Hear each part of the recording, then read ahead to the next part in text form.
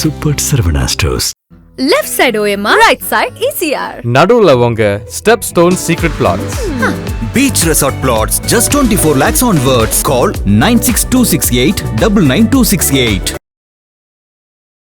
அரசியல் களத்துல வரும்பொழுது உங்க தனிப்பட்ட வாழ்க்கையும் பொது வாழ்க்கையும் பிரிச்சு பார்க்க முடியாத ஒரு விஷயம் வந்து, ஏன்னா ஒரு தலைவன் இந்த நாட்டை ஆள போறாங்க அப்படிங்கிறப்ப அவர் எப்படிப்பட்ட நபர், அவரோட தனிப்பட்ட வாழ்க்கையும் இதுல கவனம் பெறும். சங்கீதா அவர்கள் செங்கல்பட்டு கோர்ட்ல ஒரு மனு தாக்கல் பண்ணியிருந்தாங்க. இதனால அவருக்கு அரசியல்ல எதுவும் பின்னாடி ஏற்பட வாய்ப்பு நிச்சயமா ஒரு தாக்கத்தை ஏற்படுத்துங்கிறதுல மாற்று கருத்து இல்லை. குறிப்பா எம்ஜிஆர் அவர்களோ இருந்தாலும் சரி, அம்மையார் ஜெயலலிதா அவர்களா இருந்தாலும் சரி, ஏன் கருணாநிதி அவர்களா இருந்தாலும் சரி, இவங்க எல்லாமே சினிமா பின்புலத்தை சேர்ந்தவங்க தான். அவங்களாம் வெற்றி பெற்றிருக்காங்கல்ல. நிச்சயமா இல்லை, சினிமாவோட தாக்கம் அரசியல்ல இருக்குங்கிறதுல மாற்று கருத்து இல்லை. இருந்தாலும் சினிமாக்காரங்களை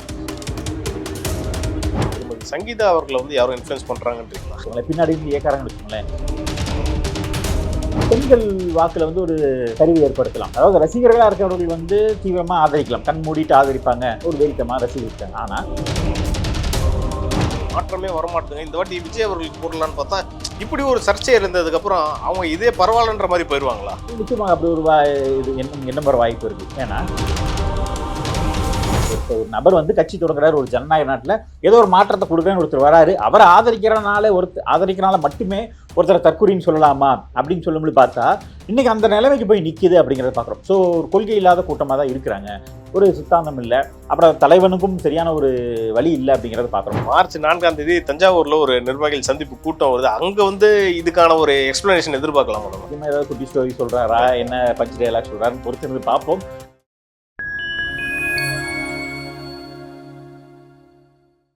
ஃபைன் டைம் நேயர்களுக்கு வணக்கம். இன்று நம்மோடு இணைந்திருப்பவர் அரசியல் விமர்சகர் திரு ரஞ்சித்குமார் அவர்கள். வணக்கம் சார். வணக்கங்க. திரு விஜய் அவர்களுக்கு எல்லாமே நல்லா தான் போயிட்டு இருந்துச்சு. மே 27ஆம் தேதி மாலை 5 மணி வரை. அதுக்கப்புறம் பார்த்தீங்கன்னா ஒரு திடுக்கிடும் தகவல் ஒரு விஷயம் வந்துருச்சு. விவாகரத்து தொடர்பான அவருடைய மனைவி சங்கீதா அவர்கள் செங்கல்பட்டு கோர்ட்ல ஒரு மனு தாக்கல் பண்ணியிருந்தாங்க. இதனால திரு விஜய் அவர்களுக்கு அரசியல் ரீதியாக பின்னாடி ஏற்பட வாய்ப்பு இருக்கு. நம்ம அவரோட பர்சனல் விஷயத்தை தொட தேவையில்ல, ஏன்னா அவர் பொது வாழ்வில் இருக்கிறதுனால இந்த கேள்வி எழுது. இதனால அவருக்கு அரசியல்ல எதுவும் பின்னாடி ஏற்பட வாய்ப்பு இருக்கா? நிச்சயமா ஒரு தாக்கத்தை ஏற்படுத்துங்கிறதுல மாற்று கருத்து இல்லை. குறிப்பா விஜய் அவர்கள் சினிமா பின்புலத்திலிருந்து வர்றாரு. ஸோ சினிமானாலே சர்ச்சைக்கும் கிசுகிசுகளுக்கும் பேர் போனது. இந்த நடிகர் அந்த நடிகையோட தொடர்புல இருக்கார், இவருக்கு அவருக்கும் தொடர்பு, 1008 விமர்சனங்கள் வரும், கிசுகிசுகள் வரும். அதற்கு பேர் போன துறை தான் சினிமா துறை. ஸோ ஒழுக்கம் அப்படிங்கிறது சினிமாவில் கேள்விக்குறியாக தான் இருக்கும், அது நமக்கு தெரிஞ்சது தான். ஸோ அதனால சினிமாக்காரங்க அப்படின்னாலே ஒரு முகம் சுளிக்கக்கூடிய ஒரு இதாக தான் இருக்குது அப்படிங்கிறத பார்க்குறோம். எம்ஜிஆர் அவர்களோ இருந்தாலும் சரி, அம்மையார் ஜெயலலிதா அவர்களா இருந்தாலும் சரி, ஏன் கருணாநிதி அவர்களா இருந்தாலும் சரி, இவங்க எல்லாமே சினிமா பின்புலத்தை சேர்ந்தவங்க தான். அவங்களாம் வெற்றி பெற்றிருக்காங்கல்ல. நிச்சயமா இல்லை, சினிமாவோட தாக்கம் அரசியலில் இருக்குங்கிறதுல மாற்றுக்கிறது இல்லை. இருந்தாலும் சினிமாக்காரங்களை அரசியலில் பயன்படுத்தாமல் இல்லை. அது பாஜக முதற்கொண்டு மிகப்பெரிய ஒரு தேசிய கட்சியாக இருந்தாலுமே கூட சினிமாக்காரர்களுக்கு ஒரு முக்கியத்துவம் கொடுக்குது. ஏன்னா அவர்களுக்கு ஒரு க்ரௌடு புல்லிங் ஒரு இருக்கு, ஒரு அட்ராக்ஷன் இருக்கு. நிச்சயமாக அவர்களால் ஒரு மாஸ் கேதரிங் பண்ண முடியும் அப்படிங்கிறப்ப அவர்களை சேர்த்துக்கிறாங்க. பல நேரங்களில் அரசியலில் சில சாதிச்சும் இருக்காங்க அப்படின்னு பார்க்கலாம். ஆல் இண்டியா லெவலில் பார்த்தோன்னா ஹேமமாலினி இருக்காங்க, நடிகையா இருந்து அரசியலில் ஒரு பாலிவுட்ல நிறைய பேர் இருக்காங்க. நிச்சயமாக அந்த மாதிரி நிறைய பாலிவுட்ல நிறைய பேர் இருக்காங்க அப்படிங்கிறத சொல்லலாம். நம்ம பக்கத்து ஊரில் கூட இப்போ இன்னைக்கு பவன் கல்யாண் அவர்கள் துணை முதலமைச்சர் ஆயிட்டாரு.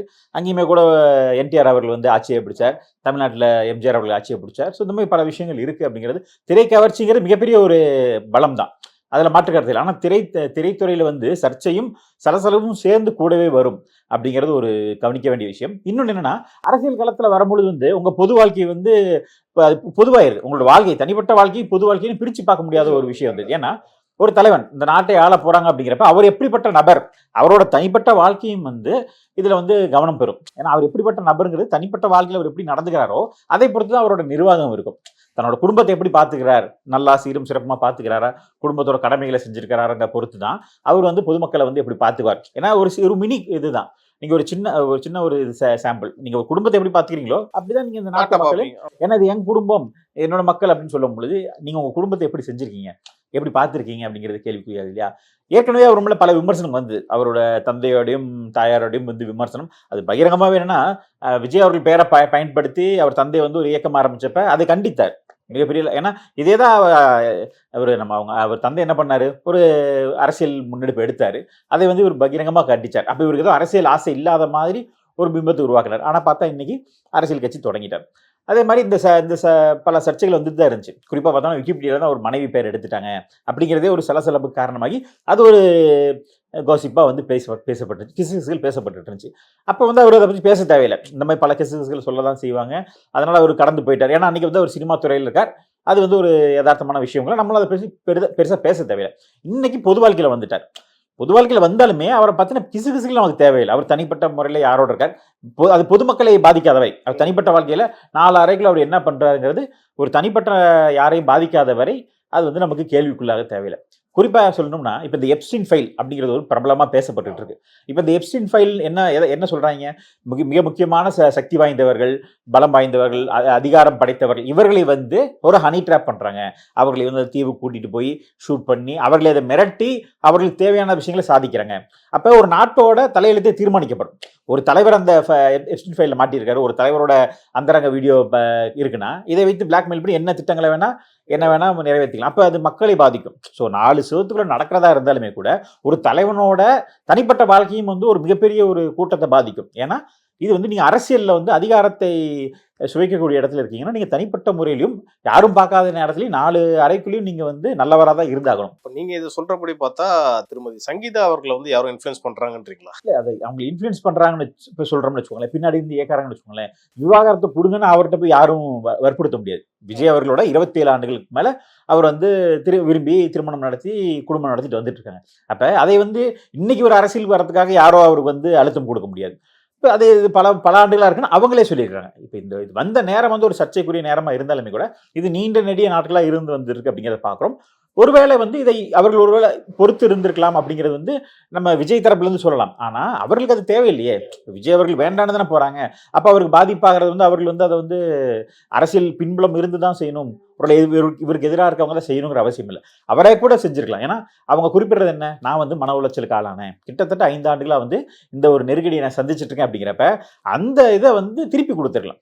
ஸோ கர்மா பூமராங் அப்படிங்கிற மாதிரி டைம் பார்த்து பண்ணியிருக்காங்கன்னு நம்ம வாய்ப்புகள் இருக்குது. உதாரணத்துக்கு அவர்கள் டிசம்பரில் பதிவு செஞ்சுதான் சொல்கிறாங்க. ஆனாலுமே கூட டிசம்பரில் மிகப்பெரிய பேசுபொருள் ஆகலை, இது இவ்வளோ பெரிய சர்ச்சை ஆகலை. கிசுகிசுகள் இருந்துட்டு இருந்தது. அதை கூட சில பேர் பேசு பொருளாக்கினாங்க. குறிப்பாக சொன்னோம்னா நயினார் நாகேந்திரன் அவர்கள் வந்து ஒரு நடிகையோட பெயரை குறிப்பிட்டு அவர் வீட்டை விட்டு வெளியே வரும்னு சொன்னார். அது சர்ச்சையாச்சு. நம்மளுமே கூட தனிப்பட்ட வாழ்க்கையை வந்து விமர்சிக்கிறது வந்து நியாயம் இல்லை அப்படின்னு சொன்னோம். ஆனால் இன்றைக்கி அது உண்மைங்கிற மாதிரி ஆகி போச்சு. ஏன்னா அவர் மனைவியே 20 ஆண்டுகளுக்கு மேலே 27 ஆண்டுகளாக கூட வாழ்ந்த மனைவியே பகிரங்கமாக சொல்கிறாங்க ஒரு நடிகையோட அவருக்கு தொடர்பு இருக்குது, அதனால தான் நான் விவாகரத்தை வாங்குறேன். அவர்கள் சொல்றது வந்து வேற ஏதாவது காரணங்கள் இருந்தா பரவாயில்ல, இல்ல வெறும் விவாகரத்துனா கூட பரவாயில்ல, அந்த நடிகையோட தொடர்புன்றது தான் அவருடைய அந்த கேரக்டர் வந்து மாறுது. நிச்சயமா அதுதான் ஒரு சாராம்சமே. இந்த விவாகரத்தோட மூல இதுன்னு பார்த்தோம்னா நடிகையோட அந்த ஒரு காரணம் தான் மூல காரணம் வந்து நடிகையோட தொடர்பு, அதை வைத்து எங்களை வந்து துன்புறுத்துறாரு அப்படிங்கிறது சொல்லியிருக்காங்க. ஸோ இதுதான் மிகப்பெரிய ஒரு கேள்விக்குறியாகுது. அப்போ உங்களோட தனிப்பட்ட வாழ்க்கை வந்து தரம் தாழ்ந்து இருக்குது. நீங்கள் வந்து அரசியலுக்கு போயிட்டாருங்க, எனக்கு வந்து நேரம் ஒதுக்கலைங்க, என் குடும்பத்தை அவர் கவனிக்கலைங்க, பொது வாழ்க்கைன்னு போறாருங்க, அதனால எனக்கு நான் விவாகரத்தை வாங்குறேன்னா அது பெரிய பேசு பொருள் இல்லை, அது பேசு பொருள், அது தியாகமா மாறிடும். நிச்சயமாக. உதாரணத்துக்கு மோடி அவர்களை கூட எடுப்பாங்க. மோடி அவர்கள் வந்து தன்னோட மனைவியை விட்டுட்டு வந்துட்டாரு அப்படிங்கிற சொல்றாங்க. அது வந்து சிறு வயதுல அந்த காலத்துல கூட ட்ரெடிஷனல்ல சிறு வயதுல கல்யாணம் பண்றாரு. அவருக்கு அது உடன்பாடுல அவர் விலகி வந்துட்டார். அதற்கு பிறகு அவரோட எந்த தொடர்புகளும் கிடையாது.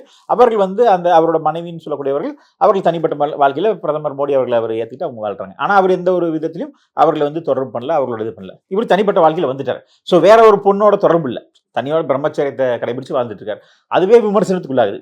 அவரையே இன்னைக்கு என்ன சொல்றாங்க, நீங்க வந்து மனைவி விட்டுட்டு வந்துட்டார் அப்படிங்கிற குற்றச்சாட்டு வருது. அப்படிப்பட்ட ஒரு மனிதருக்கே எந்த ஒரு பெண் தொடர்பும் இல்லாம எந்த ஒரு சர்ச்சையும் சிக்காத ஒரு மனிதருக்கே அப்படின்னா நீங்க சினிமா துறையில இருந்து வரும்பொழுது விமர்சனங்கள் வரும்னு தெரியும். இதை நீங்க எப்படி எதிர்கொண்டிருக்கணும், அது இவர் பேச மாட்டேங்கிறார். பல நேரம் நியாயமாவே இருந்தாலும் சினிமா துறையில கிசுகிசுகாச்சும் வந்துடும்.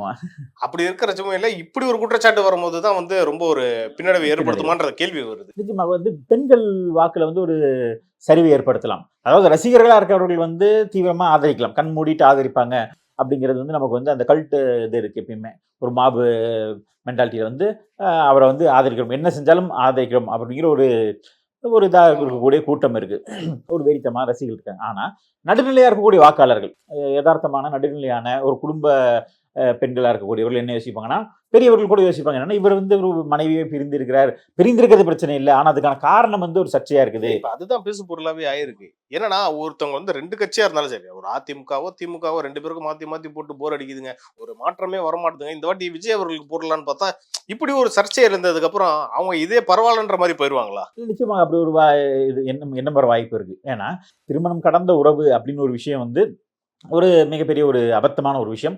அது பாரம்பரியமாக இந்திய குடும்ப முறையில் தமிழ் குடும்பத்தில் வந்து அது வந்து ஒரு விரும்பத்தகாத ஒரு விஷயமாக தான் பார்க்குறாங்க. அதை வந்து நீதிமன்றங்களும் பெருசாக ஊக்குவிக்கிறது இல்லை. இப்போ அந்த காரணம் சொல்லும்போது விவாகரத்து வாங்குறதுக்கு அது வந்து நீதிமன்றங்கள் எளிதாக போகுது அப்படிங்கிறப்ப அது நிரூபிச்சா எளிமையாக போயிடும் அப்படிங்கிறப்ப ஸோ இது வந்து ஒரு விமர்சனத்துக்கு உள்ளாகும். இன்னைக்கு அவர் வந்து தன்னோட தனிப்பட்ட ஒழுக்கத்தையும் நிரூபிக்க முடியாது, தன்னோட குடும்பத்தையும் அவரால் காப்பாற்ற முடியல. தன்னை அந்த பிரச்சனையை வந்து சரி பண்ணி தன்னோட குடும்பத்தை வந்து கட்டி காப்பாற்ற முடியல. ஆனால் அரசியலுக்கு வரைக்கும் அது தேர்தல் நெருங்குற வரைக்கும் கூட அவரால் காப்பாற்ற முடியலையே. ஒருவேளை அவருக்கு சமரசத்தில் ஈடுபட்டிருக்கலாம். நீங்கள் அவரோட பேசி சமரசம் பண்ணி தேர்தல் முடிகிற வரைக்கும் அது ஒரு சாமர்த்தியமாக இருந்திருக்கலாம். அதை கூட செய்யல. அவர் இதை வெளியோட வச்சு இது வரும்னு தெரியும், இது சர்ச்சையாகும்னு தெரியும், நிச்சயமாக காய்த்தமரம் கல்லடிப்படுங்கிற மாதிரி அரசியலுக்கு களத்து வரும்பொழுது விமர்சனங்களும் எதிர்கணைகளும் வரதான் செய்யும். வெளியிலதான் ஒரு பெருசா அரசியல் பேச மாட்டாருன்னு பார்த்தா குடும்பத்தினரிடையே கூட இவர் வந்து சரியா பேச மாட்டாரா அந்த கேள்வி வருது இல்லை. நிச்சயமாக அவரோட தனிப்பட்ட வாழ்க்கையில் எதுவுமே ஒரு கவனம் செலுத்தல அப்படிங்கிறத நம்ம பார்க்க வேண்டியதா இருக்கு. அதாவது அவரோட திரைப்படம் வரல, அதை பத்தி அவர் கவலைப்படல. கேட்டா அதுக்கு என்ன சொல்றாங்க, நான் வந்து என்னோட படத்தை பத்தி கவலைப்படல, மக்களோட குறைகளுக்கு மட்டும் தான் நான் கேள்வி கேட்பேன், என்னோட படம் வந்து மக்கள் முடிவு பண்ணட்டும், நான் மக்களை எனக்கு பயன்படுத்துற மக்களுக்காக தானே படம் எடுக்கிறீங்க, மக்கள் தானே அதை பார்க்கணும். அவன் ரசிகர் வந்து ஒரு கூட்டம் வந்து காத்திருக்கிறான், இந்த படம் வந்தா கொண்டாட காத்திருக்கான். அப்ப அவனுக்கு ஒரு ஏமாற்றத்தை நீங்க தரீங்க தானே. அந்த ரசிகரை திரட்டி நீங்க ஏன் அதுக்கான கேள்வி எழுப்பல? என்னோட ரசிகர்கள் வந்து காத்துக்கிட்டு இருக்கான், பொங்கலுக்கு வரும்னு எதிர்பார்த்தான், அது வராம போயிடுச்சுங்கிறப்ப நீங்க அதுக்கான ஒரு விமர்சனத்தையோ இல்லை அதுக்கான ஒரு வீரியமான ஒரு இதை எடுத்துருக்கணும். அதை எடுக்கல, அங்கேயே நீங்க தவற விட்டுட்டீங்க. ஸோ உங்களோட வாழ்க்கையை உங்களால் காப்பாற்றிக்க முடியல அப்படிங்கிறப்ப, உங்கள் தொழிலை காப்பாற்றிக்க முடியல அப்படிங்கிறப்ப நீங்கள் நாளைக்கு என்ன ஒரு திட்டத்தில் வந்து நீங்கள் மக்களை காப்பாற்றுவீங்க? இதே மாதிரி ஒவ்வொரு திட்டங்களுக்கு நீங்கள் வந்து வாய்மூடி மௌனியாக இருக்க போறீங்களா? சொல்ல போனால் இன்னொரு விஷயம் கூட, இந்த 41 உயிர்கள் வந்து கரூர் சம்பவத்தில் பலியானப்போ கூட விஜய் அவர்கள் மேலே இவ்வளோ விமர்சனம் வரல, இவ்வளோ பின்னடைவு ஏற்படுத்தலை. இந்த ஒரு சம்பவம் தான் விஜய் வந்து ரொம்ப பேக் ஃபயர் ஆயிருக்கும்னு பார்க்குறேன். நிச்சயமாக அது வந்து பார்த்தீங்கன்னா எதிர்பாராத ஒரு துன்பியல் சம்பவம். அதுக்கு நேரடியாக அவர் காரணம் இல்லைனாலுமே கூட அவர் வந்ததுனால தான் அப்படி நடந்ததுங்கிற மாதிரி இருக்கு. இன்னொன்று என்ன, அந்த அரசியல் படத்தில் இளைஞர்கள் வந்து ஒரு கூட்டமாக வரான், சினிமாக்காரர் பார்க்கறதுக்கான ஒரு கிரேஸ் அதனால தான் நடக்குது. மற்ற அரசியல் கூட்டங்கள் வந்து அது அரசியல் தலைவர்களுக்காக வரக்கூடிய காசு கொடுத்து கூட்டுறாங்களோ இல்லை அது நெருக்கடியாக வரக்கூடியது இல்லை. இது தலைவரை பார்க்கணுங்கிற ஒரு ஆர்வத்தில் கண்மூடித்தனமான ஒரு காட்டு மிராண்டித்தனமான கூட்டமாக வருது.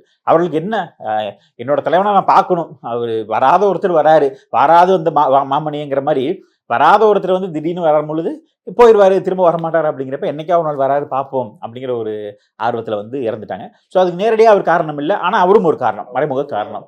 இருந்தாலும் அதை வந்து ஒரு பெரிய அளவுக்கு அது ஒரு இதாக இருந்தாலுமே கூட அதை நம்ம கடந்து போயிடலாம். அதை வந்து அவர் மேலே நேரடி குற்றச்சாட்டு சொல்லி அவர் யாரையும் வந்து எனக்காக உயிரை கொடுங்கன்னு சொல்லலை. அவர் வந்து ஒரு போராட்டத்துக்கு அழைத்து அந்த போராட்டத்தில் அவர்கள் இழந்திருந்தா ஓகே, ஒரு அரசுக்கு எதிரான போராட்டம், இவர் தப்பிச்சு ஓடி போயிட்டாரு, வந்தவங்களாம் மாட்டிக்கிட்டான்னு சொன்னால் நம்ம சொல்லலாம். இவர் முன்னாடி நின்று களத்தில் போராடாமல் இவர் ஓடிட்டாரு, மற்றவங்களாம் அடி வாங்கி சாக விட்டாருன்னு சொல்லலாம். ஸோ அதனால் நேரடியாக ஒரு குற்றச்சாட்டு இல்லைனாலும் இது வந்து அவரோட தனிப்பட்ட வாழ்க்கையில் வந்து அவரோட செயல்பாடுகள் வந்து பொது வாழ்க்கையை பாதிக்கும். அவரோட அந்த செயல்பாடு அது ரசிகருக்கு என்ன ஒரு முன்னுதாரணத்தை காட்டும். ஏன்னா தலைவனை பார்த்து தான் தொண்டுன்னு நினைப்பான், நடிகரை பார்த்து தான், ஒரு ஹீரோவை பார்த்து அவன் வந்து தன்னை வந்து அந்த ஹீரோவாக உணர்வான். ஒரு திரைப்படம் வந்தாலே அதோட தாக்கம் வந்து சமூகத்தில் இருக்க தான் செய்யும். நீங்கள் இப்படி சொல்லிட்டீங்க, ஆனால் வந்து ஒரு கூட்டம் வந்து இப்பயும் வந்து பார்த்தீங்கன்னா திரு விஜய் அவர்களை ஆதரிச்சுக்கிட்டு தான் இருக்காங்க. உங்கள் மேலே என்னதான் குற்றச்சாட்டு வந்தாலும் உங்களுக்கு நாங்கள் வந்து ஆதரவு தெரியுன்ற மாதிரி பெண்கள் தான் சொல்கிறாங்க. நான் இதை வந்து ஆண்கள் சொல்கிறாங்க பெண்கள் சொல்கிறாங்க. நான் ஒரு காணொலியில் பார்த்தேன். இது உங்களுடைய கருத்து என்ன இதை பற்றி? இல்லை அதான் சொல்கிறேன், அந்த மாதிரி கண்மூடித்தனமான ஒரு காட்டு முன்னாடித்தனமான கூட்டம் அப்படிங்கிறாங்க.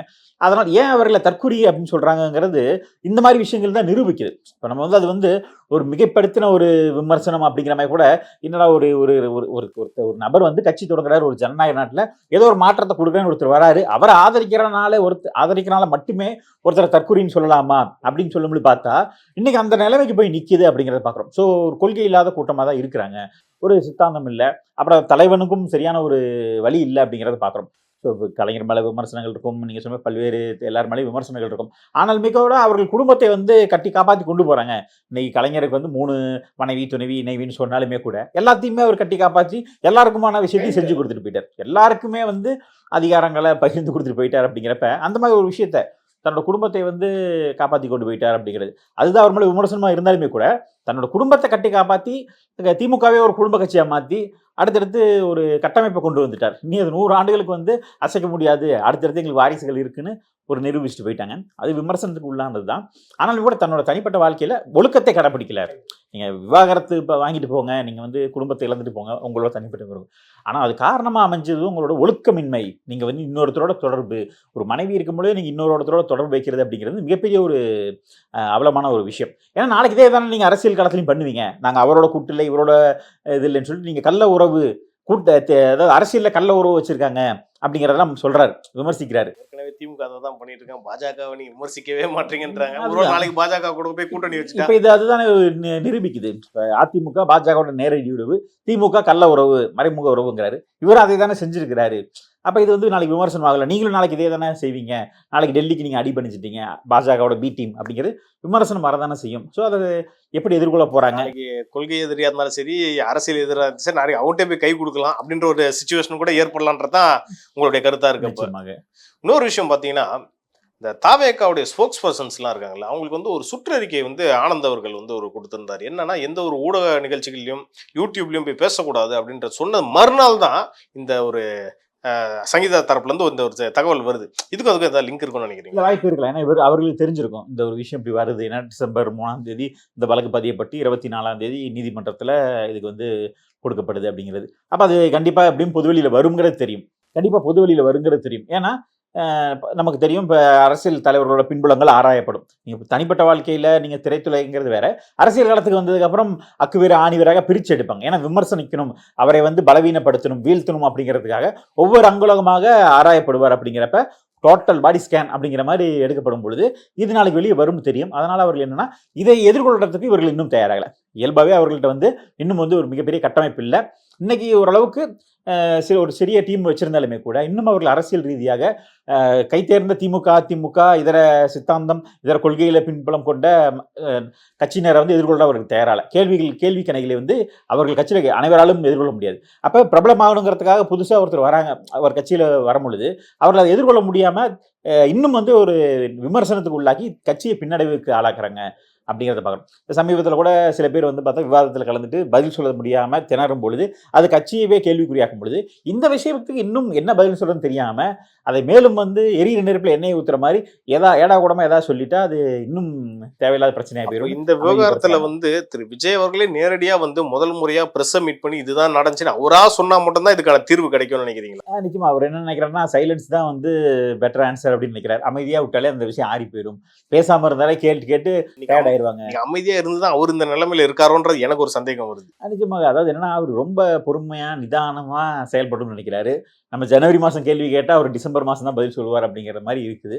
பல விமர்சனம் அப்படிதான். அவருக்கான நேரம், அவருக்கான சூழல் வரும்பொழுது பதில் சொல்லுவார். அப்படிங்கிறப்ப இதற்கு பின்வரும் காலங்களில் அவர் மாதம் ஒரு கூட்டம் போடுறாரு, பின்வரும் காலங்களில் இதை பற்றி ஏதாவது பேசுகிறாரா, இது என்னோட தனிப்பட்ட வாழ்க்கை, இதை பத்தி இது இல்லை நான் மக்களுக்காக வந்திருக்கேன்னு சொல்ல போறாரா? மார்ச் 4ஆம் தேதி தஞ்சாவூர்ல ஒரு நிர்வாகிகள் சந்திப்பு கூட்டம் வருது. அங்க வந்து இதுக்கான ஒரு எக்ஸ்பிளனேஷன் எதிர்பார்க்கலாம். நிச்சயமா ஏதாவது குட்டி ஸ்டோரி சொல்றாரா, என்ன பஞ்ச் டயலாக் சொல்றாருன்னு பொறுத்து இருந்து பார்ப்போம். ஆனா எதை சொன்னாலுமே வந்து அவரோட அந்த செயல்பாடு வந்து சரியா இருக்குமா, அவருக்கு மேல வச்ச குற்றச்சாட்டு யாரோ ஒரு 3வது நபர் இல்லை யாரோ ஒரு அரசியல் எதிரி கிடையாது, சொந்த மனைவி யார் ஒருத்தரோட 27 ஆண்டுகளாக கூடவே ஒரே குடையின் கீழ் வாழ்ந்தாரோ, 4 சுவருக்குள்ளே இருந்தாரோ, அந்தரகமாக தன்னோட வாழ்க்கையவே பகிர்ந்துக்கிட்டாரோ, அவரே வந்து இவரை பற்றி வெளிப்படையாக வெளியில் சொல்லும் பொழுது இனி யார் சொல்கிறது என்ன, இவர் சொல்கிறதை எப்படி நம்ம ஏற்றுக்க போகிறோம், அதை எப்படி மற்றவர்கள் தொண்டர்களும் ரசிகர்களும் அவர் மீது தீரா பற்று கொண்டவர்களும் ஏற்றுக்கலாம், வெளியிலிருந்து 3வதாக இருக்கக்கூடிய நடுநிலையாளர்கள் எப்படி அதை ஏற்றுக்க போறாங்க, இது நிச்சயமா ஒரு பின்னடைவு ஏற்படுத்துங்க பார்க்கலாம். இல்லைங்க, நம்ம வந்து பார்த்து ஏற்கனவே சொல்லியிருப்போம், திரு விஜய் அவர்கள் வந்து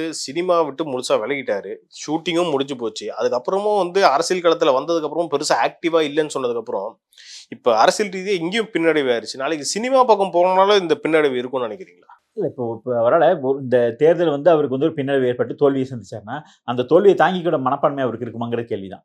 ஸோ சிறிது காலம் வந்து அவர் வந்து தலைமறைவாக தான் வாய்ப்புகள் இருக்குது. மீண்டும் அவர் கோரிக்கையே போயிடுவார் அப்படிங்கிற ஒரு குற்றச்சாட்டு ஏற்கனவே இப்போ அப்படி தான் இருக்கிறாரு.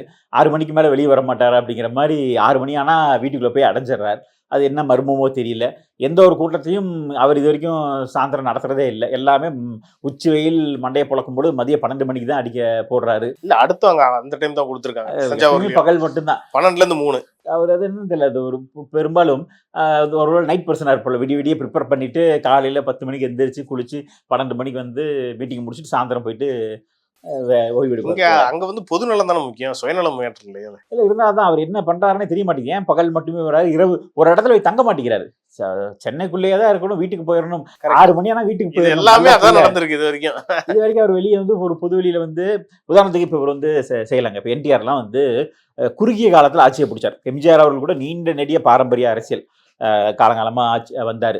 அவர் மிக போராடி சினிமா துறைகளை வந்து அங்கே ஒரு சாதிச்சு திமுகவில் பயணிச்சு 20 ஆண்டுகளுக்கு மேலே பயணிச்சு திமுகவில் வந்து வெளிநடப்பு செய்யப்பட்டனால அதிமுக உருவாக்கி அதுக்கப்புறமும் மிகப்பெரிய ஒரு போராட்டத்தை சந்திச்சு அதுக்கப்புறம் ஆட்சியை பிடிச்சார். ஆனால் என்டிஆர் அவர்கள் சிறிய காலத்திலே வந்துட்டார். எம்ஜிஆர் அவர்களை பார்த்து பின்னாடி வராரு. எம்ஜிஆரோட விஷயங்களை படிப்பினை எடுத்துக்கிட்டு எம்டிஆர் வராரு. ஆனால் அவர் வந்து அவரோட பிரச்சாரம் பார்த்தீங்கன்னா வீரியமாக இருந்துச்சு. அதே தான் வந்து ஜெகன்மோகன் ரெட்டி கூட மிக தீவிரமாக பின்பற்றினார். மக்களோட பயணம் அது ஸ்டாலின் அவர்கள் கூட செஞ்சார். ஆனால் 5 ஆண்டுகள் கழிச்சு அவருக்கு தாக்கத்தை ஏற்படுச்சு. ஸோ இந்த பயணங்கள் பார்த்தீங்கன்னா மக்களோட மக்கள் அப்படிங்கிறது வந்து தினம் தினம் மக்களை சந்திச்சு அந்த இடத்துல போய் தங்கி நீங்கள் ஒவ்வொரு ஊர்லேயும் தங்கி இருக்கணும்.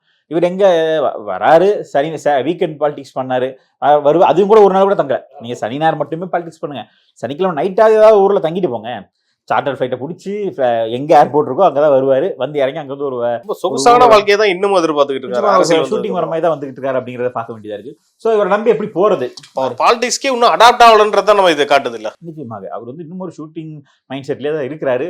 இன்னும் ஆர்வம் இருக்கு, ஆசை இருக்கு. ஆனா அதற்கான ஒரு அதற்கான உழைப்பு கொடுக்கல. சினிமா துறைக்கு அவர் உழைச்சிருக்கலாம்.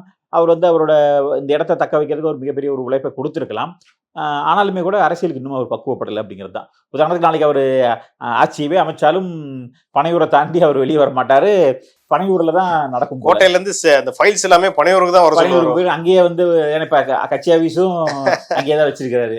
பார்ட்டி ஹெட் குவார்டர்ஸும் வீடும் எல்லாம் ஒண்ணுதான்.